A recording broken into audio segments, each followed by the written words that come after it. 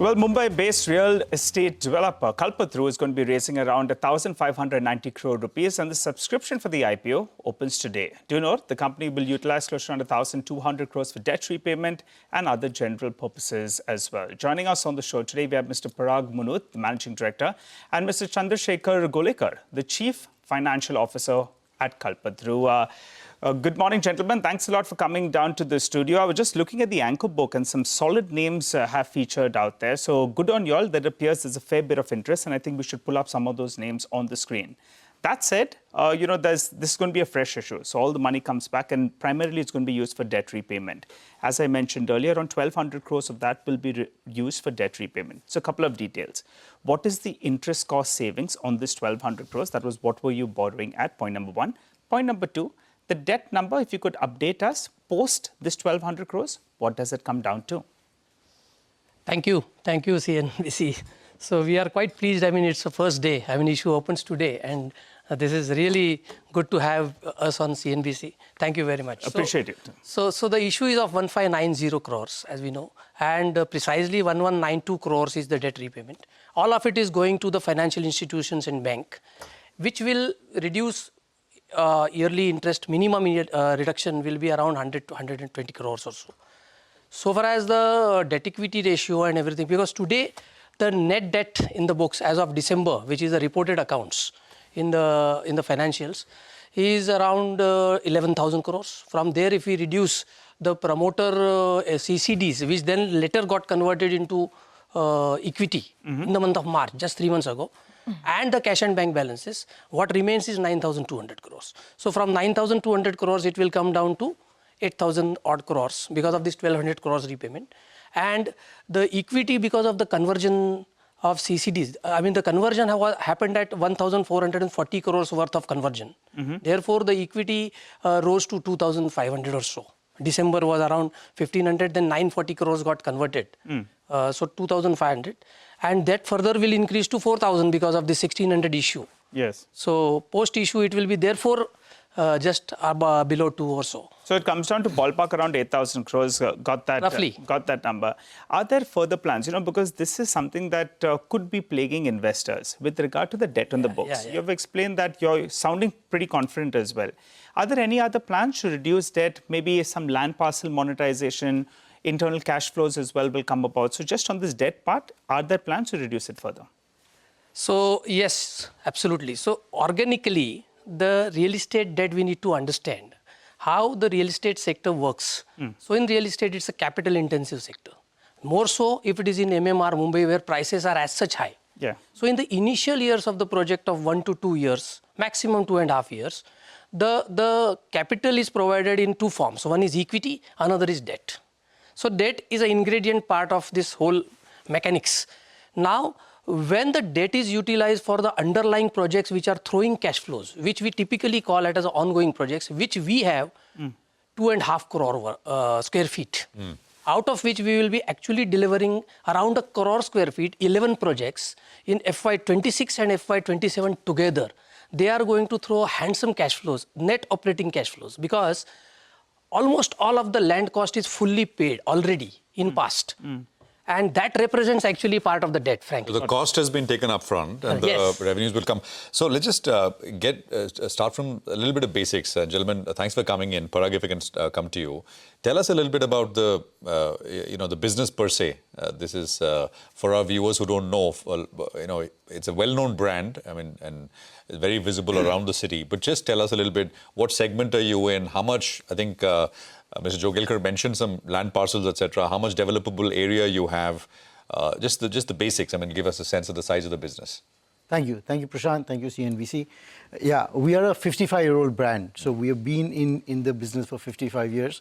Started from Mumbai. We have been in the whole region. We are one of the only developers who have been across all the 7 micro markets of Mumbai. So starts from Altamont Road, Carmichael Road, all the way up to Mira Road or Thana. We've been in Thana for about 30 years. We've worked in Panvel and all. So we have a deep insight onto the market. At this moment, and Pune, we do Pune. We are Pune for 30 years. At this moment, we have about 50 million square feet. That's about 5 crore square feet of projects which are broken up into ongoing, which is about 25 million square feet, 2.5 crore. Ongoing means they're going across every micro market. These are in 25 projects. And the forthcoming is which we launched in the last 6 months, because after we filed the DRHP, or in the next 18 to 24 months we launch. That's about 16 million square feet. That's about 1.60 crore. And the balance, 5 projects, which comes to about 7.8 million, about 78 lakh square feet, is planned, which will get launched from 24 months to 36 months. Now, this 50 million square feet, as he said, it's out of that 75% is own land. So we've paid all there's no litigation, nothing, all clearance are there. The balance is a JV, JD, and redevelopment. Redevelopment has become a strong thing in Mumbai. So we have some of them going on. We're doing redevelopment from 15 years. What we play across is play across from luxury, premium, aspirational. We have across the whole field, all spectrum. So we have a deep insight on what customers are wanting in each field. So case in point is our portfolio at this moment of projects, our inventory, 70% is sub 3 crores. That means Mira Road, Thana, Mulund. So we have that cycle. 10% is between 3 crores and 10 crores. And the balance 20% is 10 crores plus. So we know what customers want, customers demand, and in terms of the business, Parag, just one thing is it. You said that. Are you moving towards more JDs and not acquiring land outright? More asset light. Is that the way forward? What's your sense? For the near term, it is a asset light model, as we have enough lands which we have bought. And because of the DCR regulation changes which has happened in Mumbai, the redevelopment has got a lot of boost. It's making Mumbai younger. It's making with all the amenities and facilities within the Mumbai. Everybody has to have additional parking, amenities. So that, we are doing redevelopment from last 15, 20 years. So that will give us a lot of boost. So that will be the growth. So Mr. Manoj, actually I had a big picture question, but since you brought up redevelopment, let me take up this part first. Help us understand from an operational perspective and a margin perspective, how does a redevelopment project compare with, say, a project where, whether it's a JDA or whether it's, a project based on your own land? I'm just trying to understand the brass tacks of the business. So in redevelopment, your investments are less because Absolutely. You're not buying the land. Yeah. And especially in redevelopment, once all your approvals happens, then you tell the society to move out, then only your investment happens in the land. So how much higher would the profitability or the margin, say, on such a development be? So margin-wise, it would be about 25% and all that. When you own land, your margin would be higher because you get the capital appreciation also on the own land. Could go higher. Okay, Mr. Joglekar, I think you want to just add a point. No, and the mix that you'll in the next immediate 1-2 years, yes. What will the mix be? And what will that imply for margins? So first of all, today we are 75-25, as Mr. Parag mentioned. Yeah. So that will generally continue for 2 years because, we will add more properties, but that will take time to come into the launch, etc.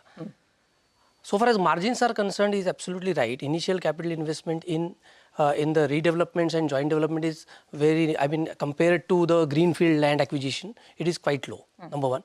And greenfield land acquisition takes little more time to develop because we have to go through the title, the approvals and everything. Yeah. Therefore, the land appreciation, whatever rate we get, that is why the margins there are higher than the redevelopment. And because in redevelopment, once we execute definitive documents, we have to immediately and you have to hand over the project. So the time gap is not much. Yeah. Okay, so Mr. Manoj, now I'm coming to the bigger picture question. The Indian real estate space is going through a lot, right? Largely family held, but now it's getting corporatized, from the Oberois to Macrotech to so many companies have come to the market. Now you're coming in.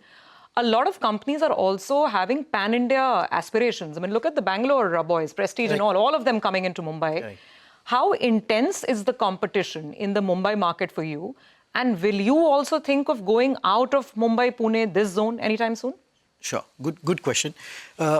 There were top 7 cities of Mumbai. Out of that, the sales happen in 50% of sales happens in MMR region, Mumbai Metropolitan Region, and Pune. The launches and sales. So this is the biggest market in a way. In that, we being there for so many years, we have a deep loyalty, reputation, customer experience. So we don't feel the competition to be so much. We definitely will go out. We have one project in Hyderabad. Hyderabad is a deep market. It's a growing market. We completed, it got good sales. The first phase completed, second phase 60% sold out. We look at that. We finished one project in Noida, fully sold out, did well. So there is, but at this moment, because of great opportunities in the MMR and with the infrastructure boost finally coming in MMR in the last 10 years has really made a very attractive market. Just one question, Parag, on the timing of the issue itself. Any thoughts? Why now? Why now? Maybe we should have done it earlier. But we thought... Because we've had a very strong last few years of real estate, right? I mean, so yes. you could have gotten in early, or you're coming in, I don't know, I mean, any thoughts on the timing? So we have another listed company, so we know the play of listed company. We realized that we should come when we have the right amount of projects and we have a right runway for the next 4-5 years. And we were all there. So all these 25 projects and the other projects, we got them all ripe up. And that's the reason. And Speaking for the of, industry, which year in the cycle are we in? Normally in the 10-year cycle? It's going to be interesting because your IPO is open today. Middle of the cycle, early part of the cycle, where are we? Some clues from the analysts and all the analyst agencies which they do. We have average inventory of 16-17 months in MMR. Okay. Ready to move in inventory is almost negligible.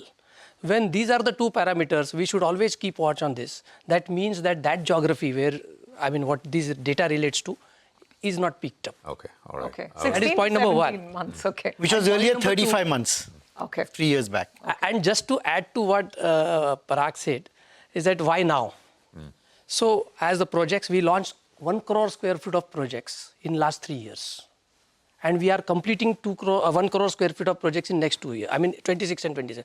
And secondly, promoters have infused 1,440 crore, almost equal to the size of IPO, just less than that. In March, in form of equity in the company at 517 rupees per share. So for the viewers to note, promoters have infused 517 rupees per share and the issue is being offered at 414 rupees, I mean, at a higher band. That's how you must have gotten, right? GIC Singapore, Bain Capital, SBI Mutual Fund, SBI General Insurance. I'm sure that had something to do with convincing those marquee investors to come on board. Well, thank you very much, gentlemen. Good luck with the issue. And I think this will be the first of many interactions over the coming quarters, years. Thanks very much, Parag. Thank you. Thank you, Prashant. Thank you, Surabhi. Thank you. Appreciate it. Okay.